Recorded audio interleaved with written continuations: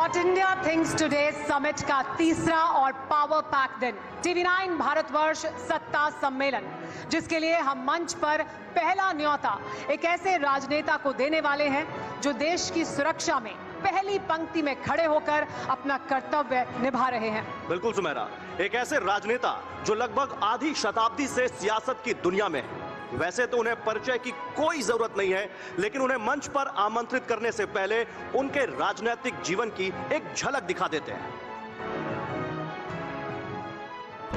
राजनाथ सिंह का सियासी सफर बताता है कि किसान का बेटा देश का कृषि मंत्री बन सकता है, फिजिक्स का प्रोफेसर राज्य का मुख्यमंत्री बन सकता है और एक आम कार्यकर्ता पार्टी का राष्ट्रीय अध्यक्ष भी।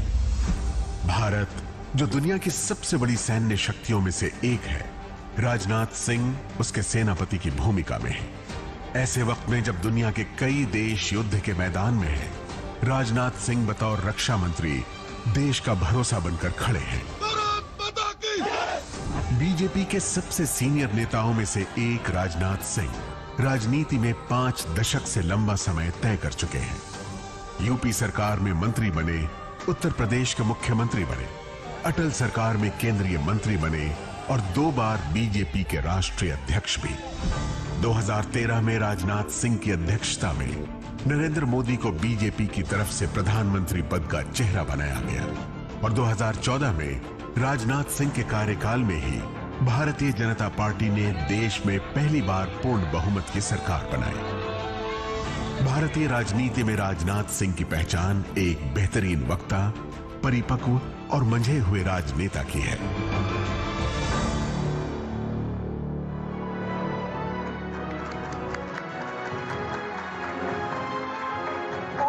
के साथ और जोरदार तालियों के साथ स्वागत कीजिए देश के सबसे अनुभवी नेताओं में से एक, देश के रक्षा मंत्री राजनाथ सिंह जी का।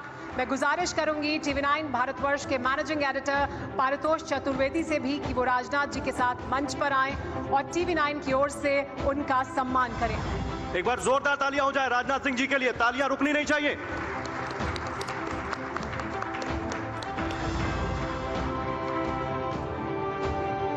सर, बहुत बहुत स्वागत है आपका। शुक्रिया पारितोष जी। तो राजनाथ सिंह जी के साथ सवाल जवाब के लिए मैं मंच पर अब आमंत्रित करना चाहूंगा मेरे सहयोगी निशांत चतुर्वेदी को। निशांत,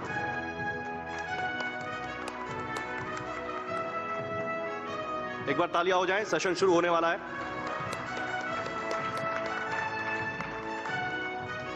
मैं चाहूंगा एक बार हमारे सेशन की शुरुआत है, बहुत जोरदार तालियों से राजनाथ जी का स्वागत करते हैं, क्योंकि अभी देश वाकई में बड़े मजबूत हौसलों के साथ आगे बढ़ रहा है और उसमें रक्षा की अगर बात की जाए तो सबसे महत्वपूर्ण है। राजनाथ जी, आपको एक बहुत सरल, सौम्य और मिलनसार नेताओं में से एक माना जाता है, लेकिन लोग कहते हैं कि जैसे ही आप रक्षा मंत्री बने हैं, आप एंग्री यंग मैन बन गए। चीन और पाकिस्तान पर जमकर धारते हैं और उनके पसीने छूट जाते हैं। मुझे इस बात की जानकारी नहीं थी कि मैं बहुत सरल, सहज और मैं सौम्य हूं। वैसे जितना आप मुझे सरल, सहज और सौम्य मानते हैं, मैं समझता हूं कि मुझसे कहीं अधिक हमारे प्रधानमंत्री मोदी जी सरल, सहज और सौम्य हैं। और यह बात मैं इसलिए कह रहा हूं कि आपने देखा होगा कि समाज की अंतिम सीढ़ी पर बैठे हुए व्यक्ति जो कि झाड़ू लगाने का काम करता है, जिसकी भूमिका स्वीपर की है, उसका पांव पखारने का काम यदि कोई करता है तो भारत का प्रधानमंत्री श्री नरेंद्र मोदी करते हैं।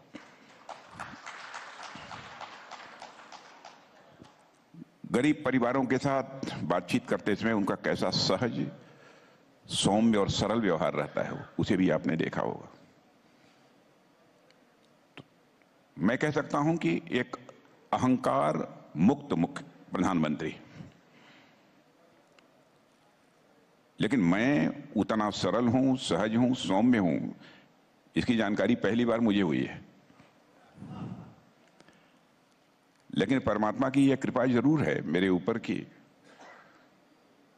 मन में जल्दी अहंकार पैदा नहीं होता है, क्योंकि हमारी मान्यता है कि जिस व्यक्ति के अंदर अहंकार पैदा होता है, स्वाभाविक रूप से उसका कद अपने आप छोटा हो जाता है।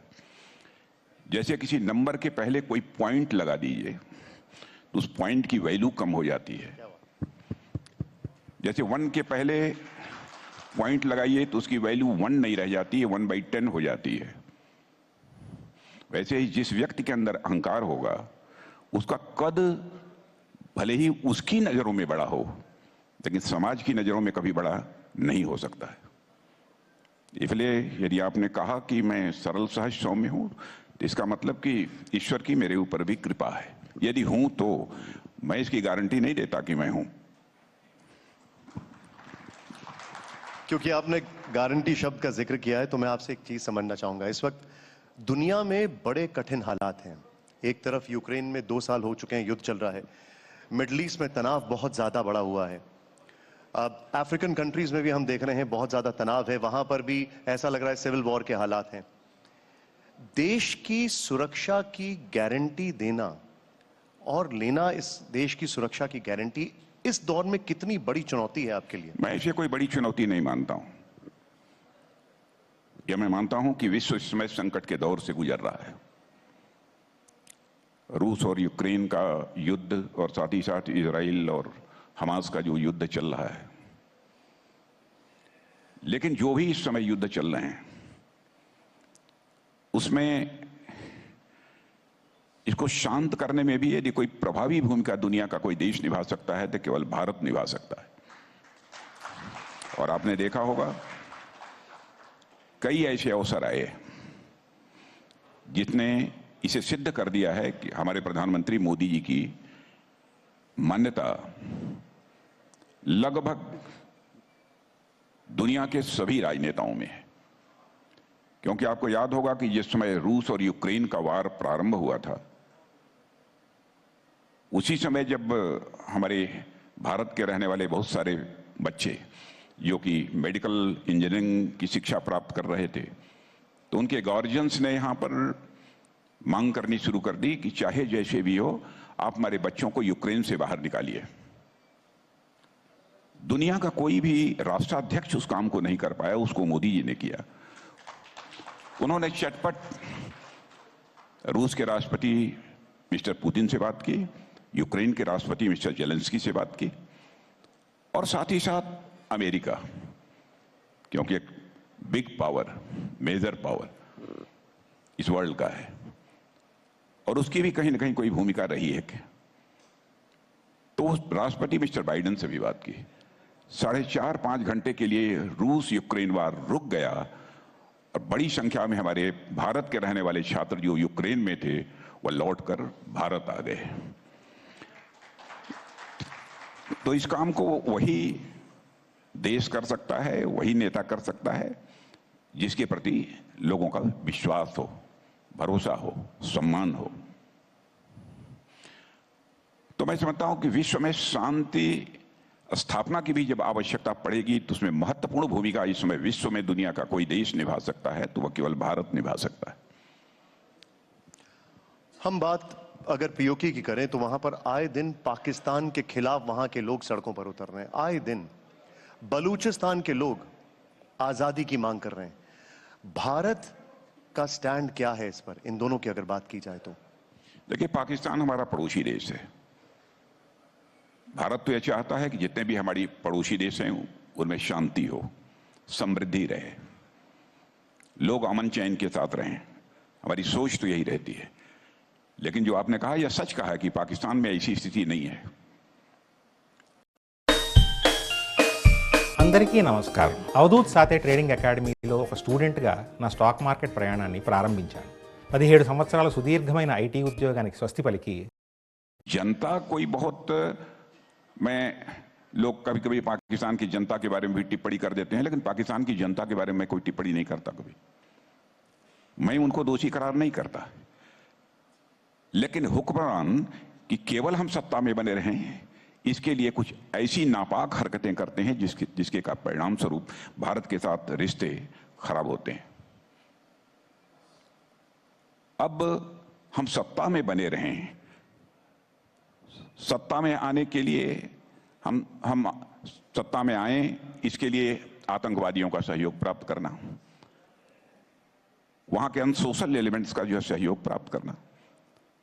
जब तक यह सब सारी प्रवृत्ति रहेगी और आतंकवादियों को संरक्षण देते रहेंगे, तब तक मैं समझता हूं कि भारत और पाकिस्तान के रिश्ते अच्छे नहीं हो सकते। और खुलकर यह पाकिस्तान बोले, और बोले ही नहीं बल्कि उस पर अमल करे कि हम आतंकवादी वारदातों को रोकेंगे, आतंकवादी ठिकाने हम नहीं चलने देंगे, उनके प्रशिक्षण के अंदर नहीं चलने देंगे, तो उसके बाद कभी भारत और पाकिस्तान के बीच स्थिति सामान्य होने पर बातचीत हो सकती है। क्योंकि हमारे आदरणीय अटल बिहारी वाजपेयी जी बराबर कहा करते थे कि जीवन की सच्चाई है, समाज जीवन की या मनुष्य जीवन की, कि दोस्त तो बदल सकते हैं लेकिन पड़ोसी नहीं बदल सकते। इसलिए बराबर पड़ोसियों के साथ रिश्ते अच्छे बनाकर रखने चाहिए। राजनाथ जी, पिछले 10 सालों में आप 2 बड़ी भूमिकाओं में रहे, रक्षा मंत्री और गृह मंत्री। जब आप गृह मंत्री थे तो नक्सलवाद पर प्रहार किया, अब आप रक्षा मंत्री हैं, कश्मीर में ऑपरेशन ऑल आउट हुआ और आतंकवाद का काफी हद तक सफाया हो चुका है। लेकिन इन दोनों विषयों पर अभी क्या स्थिति है? देखिए, मैं गृह मंत्री रहा हूं, लेकिन मैं कह सकता हूं कि आज के हमारे गृह मंत्री जो हमारे अमित शाह जी हैं, बहुत ही अच्छी भूमिका निभा रहे हैं। मैं उनको बधाई देना चाहता हूं, नक्सलवाद को भी नियंत्रित करने में और साथ ही आतंकवाद पर काबू पाने में भी। और उनकी जो इस समय की भूमिका है, उसकी मैं पूर्व गृह मंत्री होने के नाते उसकी मैं सराहना करता हूं। केवल इसलिए सराहना नहीं करता हूं कि मैं उस पार्टी का हूं, मैं उनका सीनियर हूं, इसलिए सराहना नहीं करता, इस कारण सराहना करता हूं, यह सच्चाई है।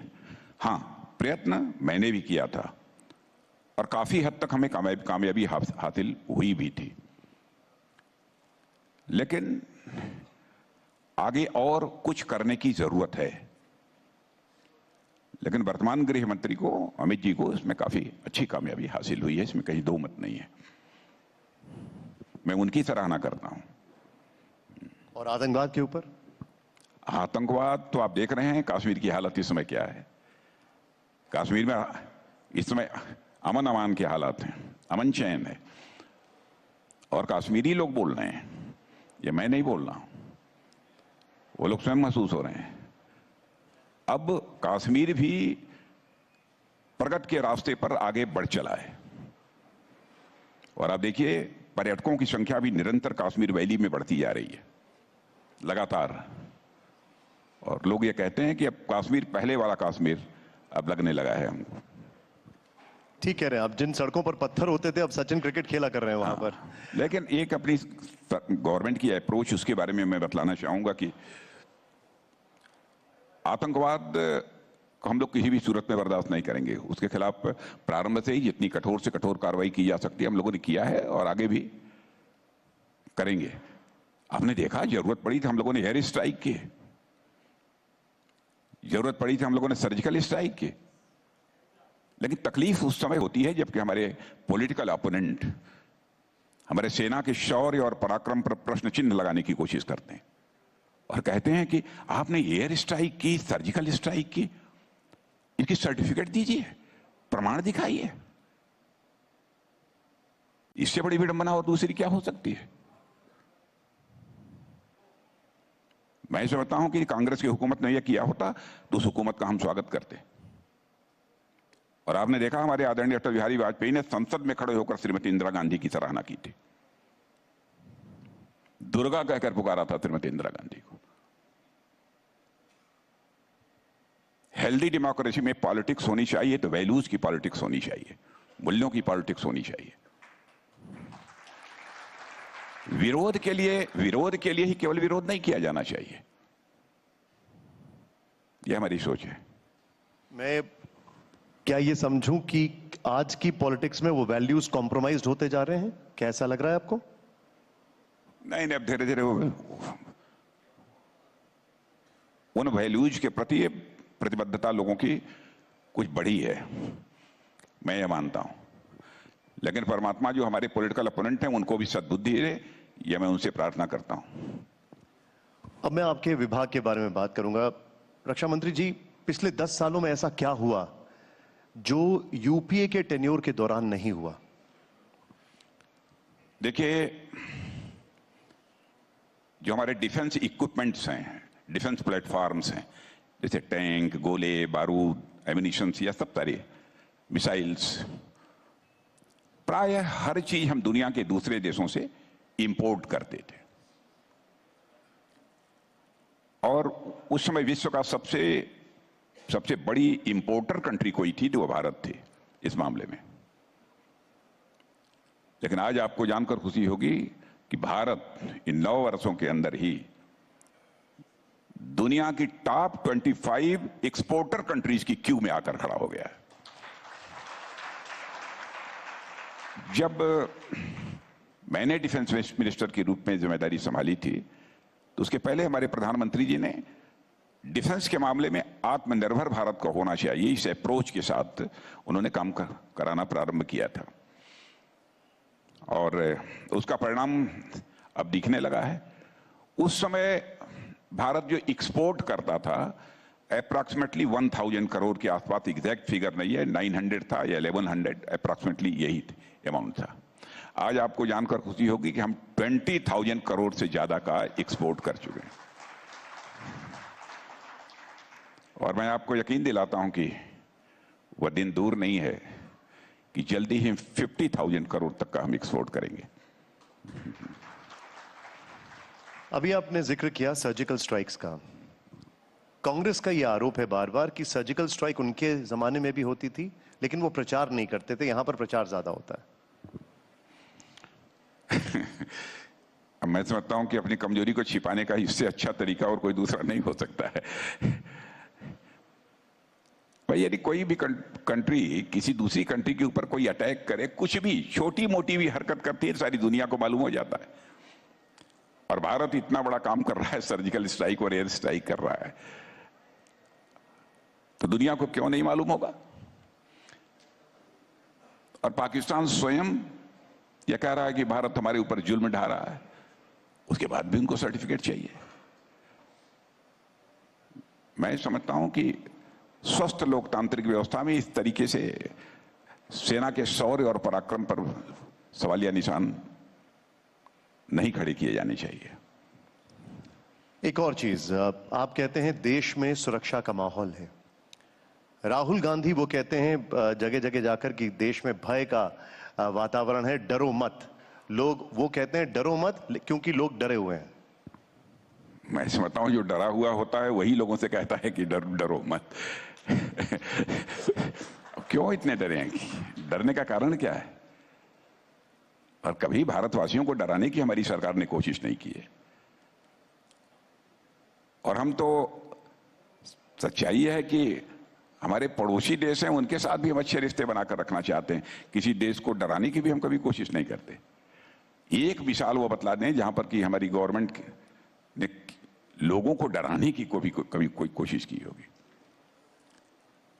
अब यह आरोप पूरी तरह से बेबुनियाद है, निराधार है। अब क्या आधार है यह बात समझ में नहीं आती। मैं समझता हूं कि उनके पास मुद्दों का अभाव है, क्योंकि विकास इतनी तेजी के साथ होता जा रहा है इस देश में मोदी जी के नेतृत्व में कि भारत ही क्या दुनिया भी उसे स्वीकार कर रही है, तो आपको मालूम है। और अधिकांश देशों के राष्ट्राध्यक्ष इस सच्चाई को स्वीकार करते हैं कि दुनिया में 21वीं सदी यदि किसी देश की है तो केवल और केवल भारत की है। लेकिन अभी आपने जो कहा, तो क्या मैं ये समझूं कि राहुल गांधी खुद डरे हुए हैं? अभी आपने जो कहा, क्या मैं ये समझूं कि वो खुद डरे हुए हैं?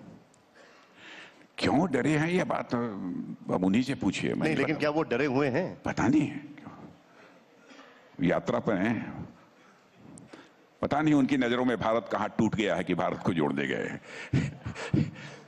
मैं तो समझ नहीं पाया।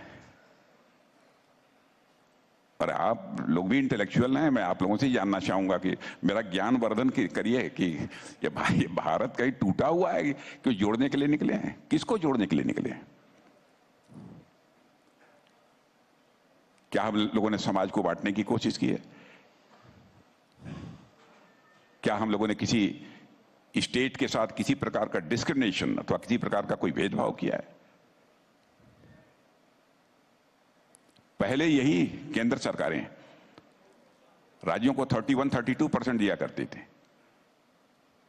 असिस्टेंस जो सेंट्रल गवर्नमेंट प्रोवाइड करती है, हम 41-42% दे रहे हैं। और केवल BJP lead governments, state governments को नहीं दे रहे हैं, सभी गवर्नमेंट्स को दे रहे हैं। कहीं पर कोई डिस्क्रिमिनेशन नहीं है। और मैं तो आपसे भी जानना चाहूंगा कि मुझे बतलाइए कि कहां पर हम लोगों ने किसको डराने की कोशिश की, कहां किसके साथ कोई डिस्क्रिमिनेशन किया है। वो कहते हैं कि ईडी भेज देते हैं, ईडी भेज देते हैं। जो गलत करेगा तो ईडी का अपना काम है। ये सब जो ऑटोनमस ऑर्गेनाइजेशन है अपना काम करेंगे। उनका कहना है कि करप्शन को बढ़ने देना चाहिए, यही चाहते हैं। ये सच्चाई को भी समझना चाहिए कांग्रेस के मित्रों को। शायद ही कोई एक उनकी गवर्नमेंट रही हो जिस पर कि भ्रष्टाचार के आरोप न लगे हो, और एक गवर्नमेंट तो ऐसी रही है जिसमें कि उनके मंत्रियों को भ्रष्टाचार के आरोपों के कारण जेल की हवा खानी पड़ी है। लेकिन 9-10 वर्षों का समय गुजर गया, कोई भी भारत ही नहीं दुनिया का कोई व्यक्ति भ्रष्टाचार के मामले में हमारी सरकार के दामन पर कोई क्वेश्चन मार्क नहीं लगा पाया। लेकिन अब वही ऑपोजिशन के लोग कहते हैं कि हमारे नेता बीजेपी में जा रहे हैं और बीजेपी उनके लिए वॉशिंग मशीन हो जाती है। तो जो आ रहे हैं तो हम क्या करें? जो आ रहे हैं वो आए, उनका स्वागत है। जो गड़बड़ करेंगे, जिनके खिलाफ जो कार्रवाई होनी चाहिए, कार्रवाई अपनी होगी। हमने किसी को यह नहीं कहा है, किसी को आरोप मुक्त कर दिया होगा, आप आरोप मुक्त हो गए। किसको आरोप मुक्त किया हम लोगों ने? चीज जो बार बार अभी भारत जोड़ो न्याय यात्रा जो चल रही है, जिसका जिक्र हम लोग कर रहे हैं, उसमें कहा गया कि अग्निवीर योजना जो है, उन्होंने उसका बड़ा अलग तरीके से एक प्रचार कर रहे हैं कि इससे नुकसान पहुंच रहा है युवाओं को। क्या स्थिति है ये? मतलब ये क्या आर्मी में यूथफुलनेस नहीं आनी चाहिए? सेना में यूथफुलनेस नहीं आनी चाहिए? सेना में यूथफुलनेस लाने के लिए ज्यादा से ज्यादा युवा नौजवानों का पार्टिसिपेशन हो, जो जरूरत पड़ने पर बिल्कुल सीने का बटन खोलकर भारत की सीमाओं की रक्षा कर सकें, उनका परसेंटेज बढ़े। इस बात को ध्यान में रखकर अग्निवीर योजना यह प्रारंभ की गई है। अब इसमें 19 साल, 20 साल, 21 साल, 22 साल, 23 साल के नौजवान सीमा पर जिस प्रकार की भूमिका निभा सकते हैं, स्वाभाविक है। जो 40, 45, 50 की 55 की उम्र का होगा, वैसी भूमिका नहीं निभा पाएगा। मैं ये नहीं कहता हूं कि कोई नहीं निभा पाएगा, बहुत निभाते ही हैं हमारे सेना के जवान। लेकिन ज्यादा श्रम करने के लिए, और साथ ही साथ जिनके अंदर जोखिम उठाने का एक भाव होता है, यह नौजवानों के अंदर अपेक्षाकृत ज्यादा होता है। तो यह यूथफुलनेस आर्मी के अंदर लाने के लिए ही हम लोगों ने यह अग्निवीर योजना प्रारंभ की है। और आपने देखा होगा, यदि वो 4 साल के बाद रिटायर हो रहे हैं तो उनको कहीं ना कहीं उनको जॉब दिया जाए। उनके लिए तरह तरह की कई विभागों में, लगभग भारत सरकार के सभी विभागों में रिजर्वेशन वर्ग की व्यवस्था उनके लिए कर दी है। ऐसा नहीं है कि वो जाकर सीधे घर पर बैठ जाएंगे। कुछ सर्टेन अमाउंट भी उनको दे रहे हैं, ताकि कोई बिजनेस करना चाहे, व्यापार करना चाहे तो वो भी कर सकते हैं। उनको अन्य भी बहुत सारी जो फैसिलिटीज प्रोवाइड की जा सकती हैं, वो भी प्रोवाइड कर रहे हैं। अभी है एक एक्सपेरिमेंट हम लोगों का, यह है यहां पर आगे कुछ इंप्रूवमेंट की जरूरत पड़ेगी, कुछ सुधार लाने की जरूरत पड़ेगी, वो करेंगे।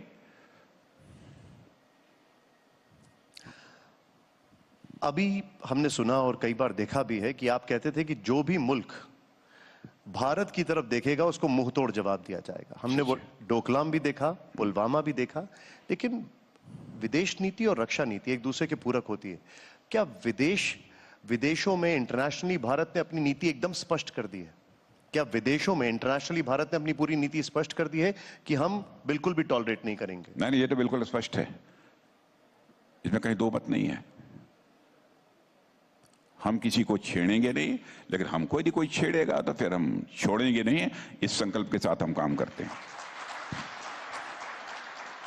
और आप स्वयं भी ये देखेंगे, विश्व में दुनिया का अकेला देश यह भारत है, अकेला देश यह भारत है जो आज तक न तो दुनिया के किसी देश पर कभी कोई आक्रमण किया है, और न तो दुनिया के किसी देश की 1 इंच जमीन पर कभी भारत ने कब्जा किया है। दुनिया के कई देशों की हिस्ट्री में आपको बतला सकता हूं कि उन्होंने दुनिया के दूसरे देशों पर आक्रमण किया होगा, दुनिया के दूसरे देशों की जमीन कब्जा की होगी, लेकिन भारत के बारे में दुनिया में कोई नहीं कह सकता। चीन से कमांडर लेवल की करीब आपकी 20-21 राउंड की बैठक हो चुकी है, WMCC की बैठक हो चुकी है। चीजें कहां तक आगे बढ़ी हैं? वो जो एक पर्टिकुलर एरिया को लेकर तनाव है वो कहां पर है? क्योंकि अब एक बहुत बड़ा कमिटमेंट है, हम 2024 के चुनाव में जा रहे हैं, वहां पर क्या हालात हैं अभी? बस इतना ही कहूंगा कि बातचीत चल रही है, अच्छी चल रही है, चिंता का विषय नहीं है। अब मैं सार्वजनिक रूप से इन चीजों को तो नहीं इस समय बतला सकता क्योंकि बातचीत का दौर इस समय चल रहा है जी। लेकिन इतना मानिए कि झुक कर बात नहीं हो रही है। इतना ही कहूंगा। अच्छा, वहां और पर मैं अपने प्रधानमंत्री की नेतृत्व में, और जैसा उनका वो है, मैं देश का रक्षा मंत्री होने के नाते मैं विश्वास के साथ कह सकता हूं कि देश का मस्तक किसी भी सूरत में हम लोग झुकने नहीं देंगे। देखिए, क्यों नहीं बात सफल हो पा रही है, लेकिन फिर भी बात तो चल रही है। वाह, मैंने नहीं परिणाम निकल पा रहे हैं लेकिन फिर भी बातचीत चल रही है। अच्छा, बातचीत इसका मतलब कि वह भी तैयार हैं बात करने के लिए, तभी ना हम बात कर रहे हैं।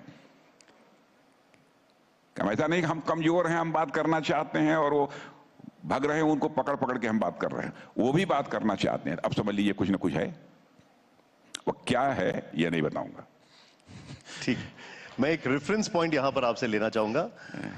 फिर से एक बार उनका जिक्र कर रहा हूं। राहुल गांधी ने कहा कि जब वो लद्दाख गए तो लोकल लोगों ने कहा कि भारत की जमीन पर चाइना ने कंस्ट्रक्शन कर रखा है। अब पता नहीं किसने कहा उनसे, अब तो वही जानते हैं, मैं इसके बारे में नहीं जानता। तो एक चीज मुझे ये बताइए कि हम देख रहे हैं और सीमावर्ती, कैसे भारत की जमीन कब गई है, कितनी गई है, 60,000 स्क्वायर किलोमीटर गई है कि 40,000 स्क्वायर किलोमीटर कहाँ गई है, कैसे गई, सब सारा देश जानता है।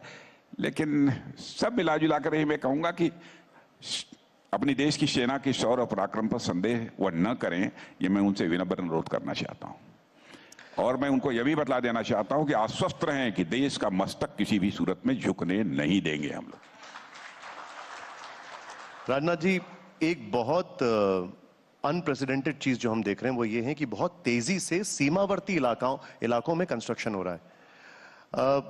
क्या संदेश भारत दे रहा है? संदेश, अब जाकर हमारे भी सीमावर्ती क्षेत्रों को आप देखाइए। पहले हम लोग सीमा के नजदीक रहने वाले गांवों को देश का अंतिम गांव मानते थे।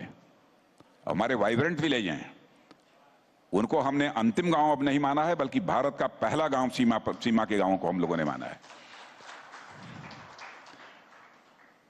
अब यहां पर मैं बोलूंगा तो चाइना में भी छप जाएगा लेकिन अब ये मान के चलिए कि अब कैसे कहें इसको, नहीं बोले।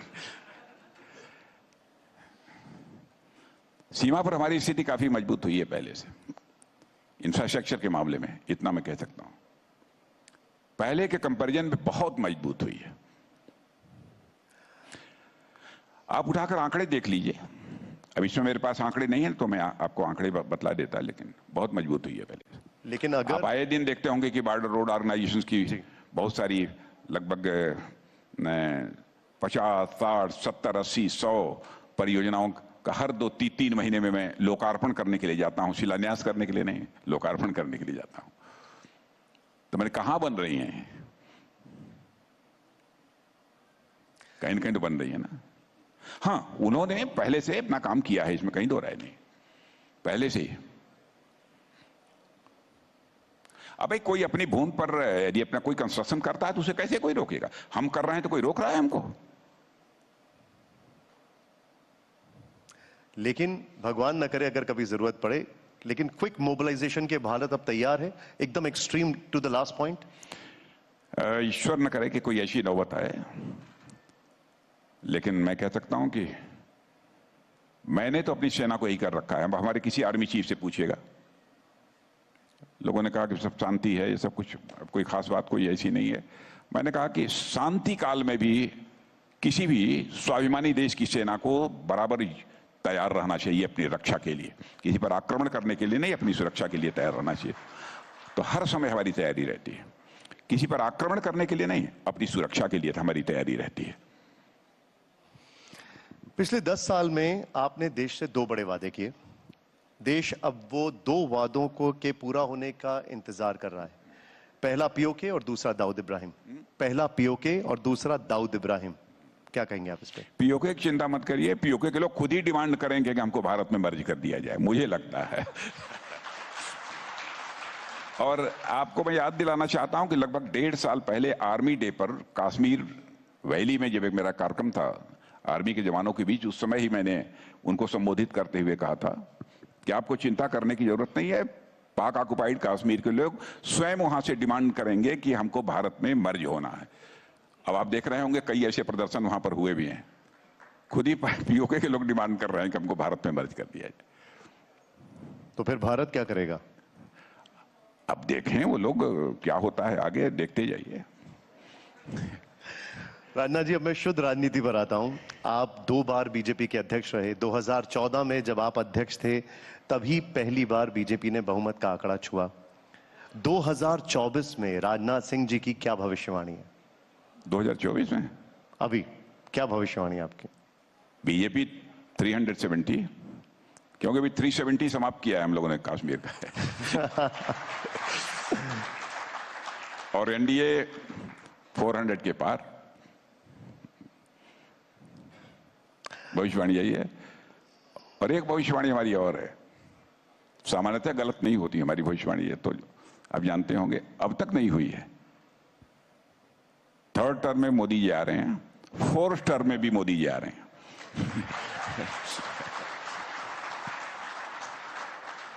इंडिया गठबंधन। जनता का ऐसा गहरा विश्वास दुनिया में किसी देश के लीडर पर आपको देखने को नहीं मिलेगा जैसा कि हमारे भारत के प्रधानमंत्री मोदी जी के प्रति जन सामान्य के विश्वास और भरोसे का भाव है। करिश्मा हुआ है, इकोनॉमी के फ्रंट पर तो करिश्मा हुआ है। मैं भी लंबे समय से राजनीति करता हूं, इन सब सारी चीजों को देखता रहता हूं, पढ़ता रहता हूं, लेकिन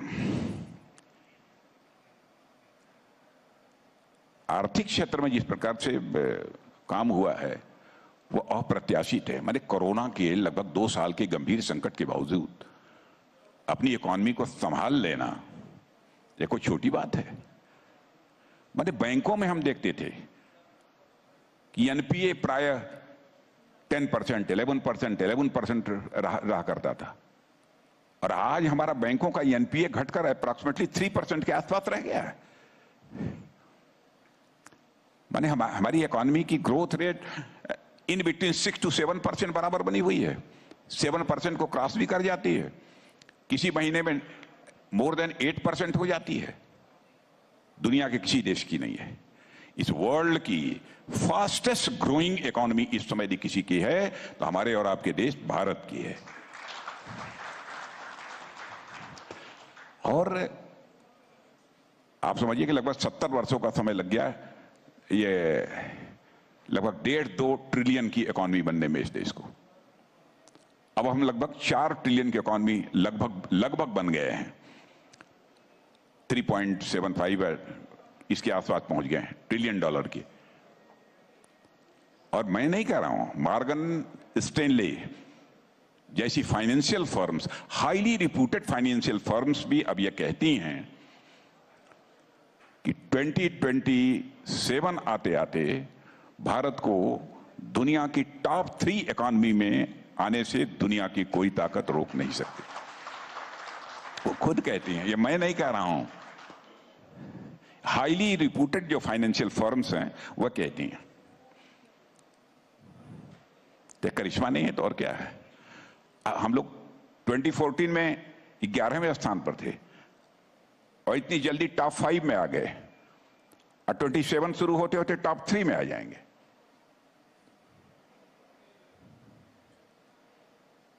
यह है भारत।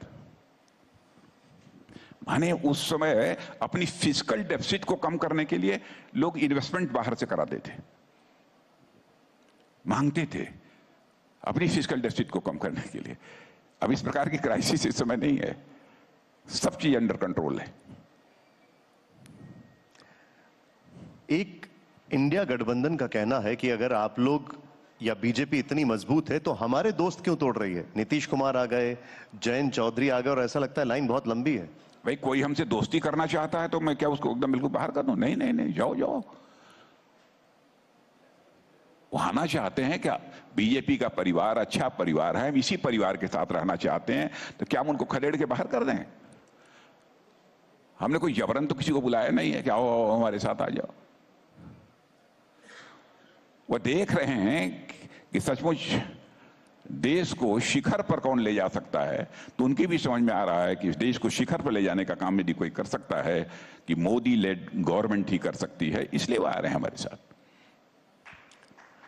आप अटल जी के करीबी रहे, करीबी थे, सहयोगी भी थे, लखनऊ से अटल जी की विरासत भी संभाल रहे हैं। अटल जी कहते थे कि जोड़ तोड़ करके सत्ता मिली तो उसे चिमटे से भी नहीं छूंगा, लेकिन आज लगता है कि जोड़ तोड़ वगैरह काम ही नहीं चलता। हम लोगों की सत्ता जोड़ तोड़ कर कहा है, क्लियर मेजॉरिटी है।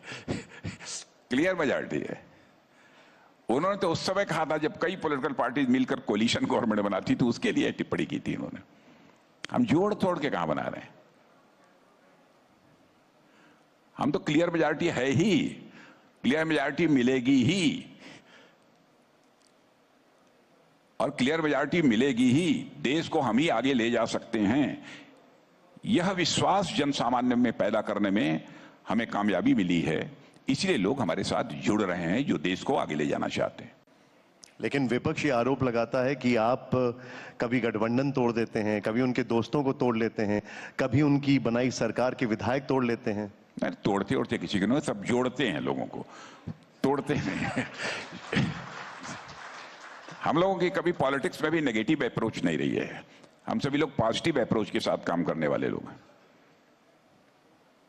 हम लोगों के एटीट्यूड में, हम लोगों की थिंकिंग में कभी भी नेगेटिविटी नहीं रही है। लेकिन दूसरी तरफ वो हमेशा कहते हैं कि बड़ा नेगेटिव माइंडसेट है राहुल गांधी, वो बहुत नाराज हैं। वो कहते हैं कि संसद में सरकार उनके भाषण से डरती है, इसलिए माइक बंद कर देती है। नहीं, बोलते बोलते वो खुद ही रुक जाते हैं, तो हम क्या करें? आपने देखा होगा, उन्होंने इस बार बोलना प्रारंभ किया तो फिर पता नहीं, आपने देखा होगा। मैं माइक तो किसी की बंद नहीं हुई, वो खुद ही बंद हो जाते हैं, खुद ही बोलना बंद कर देते हैं। ऐसा कभी नहीं होगा। लेकिन राजनाथ जी, संसद सत्र में 150 से ज्यादा विपक्षी सांसदों को सस्पेंड किया जाना, ऐसा राजनीति के इतिहास में पहले कभी नहीं हुआ। नहीं देखिए, ये तो स्पीकर का रोल होता है इसमें मैं समझता हूँ सत्ता पक्ष को इसके लिए उत्तरदायी ठहराना उचित नहीं होगा। संसद की कार्रवाई ठीक तरीके से चले, संसद में डिसिप्लिन बनी रहे, इसको इंश्योर करना यदि किसी की रिस्पॉन्सिबिलिटी, कोर रिस्पॉन्सिबिलिटी यदि किसी की होती है, स्पीकर अथवा चेयरमैन की होती है। यह सवाल उन्हीं से पूछा जाना चाहिए। हम लोग स्पीकर चेयरमैन पर प्रेशर बिल्डअप नहीं कर सकते। राम मंदिर के मुद्दे पर आता हूं। 22 जनवरी की तारीख इतिहास के पन्नों में दर्ज हो गई है। राजनाथ सिंह जी के लिए तारीख क्या मायने रखती है? मुझे लगता है कि 22 तारीख को रामलला की प्राण प्रतिष्ठा के बाद शायद रामलला के आशीर्वाद से यह अब सुनिश्चित हो गया है कि आगे अब राम राज्य आने की प्राप्त शुरुआत हो गई है।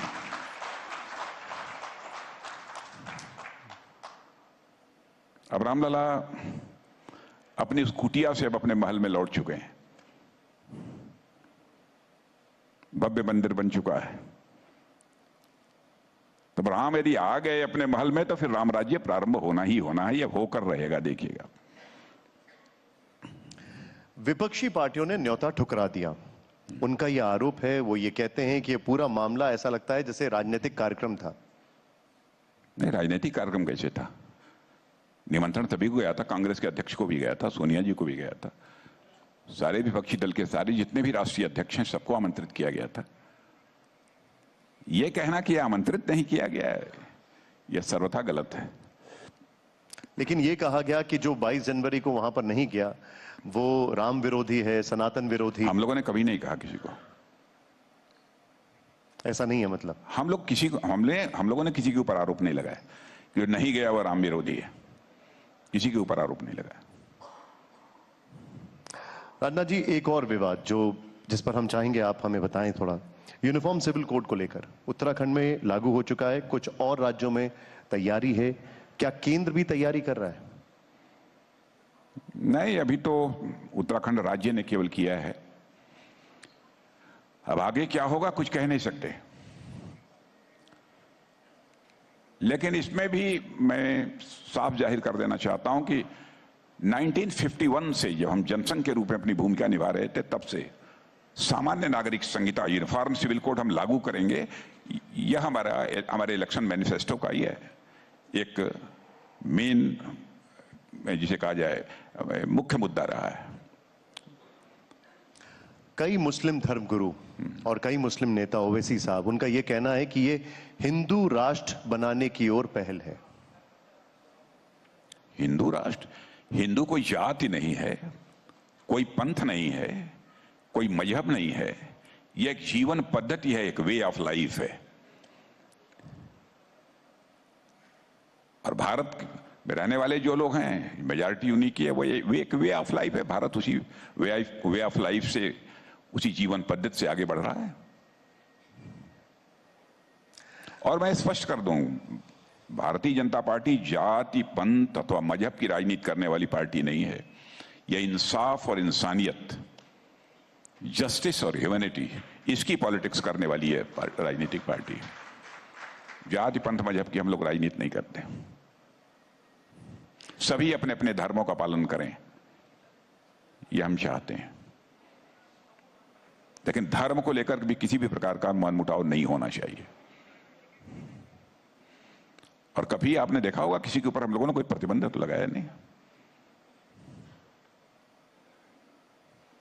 तो इस प्रकार के जब कुछ मुद्दे नहीं मिलते ना, मैंने कहा अब भ्रष्टाचार का कोई आरोप हमारे ऊपर लगा नहीं सकते, 10 साल में नहीं लगा पाए, क्या करें? तो नॉन इशूज को इशू बनाने की वो कोशिश करते हैं।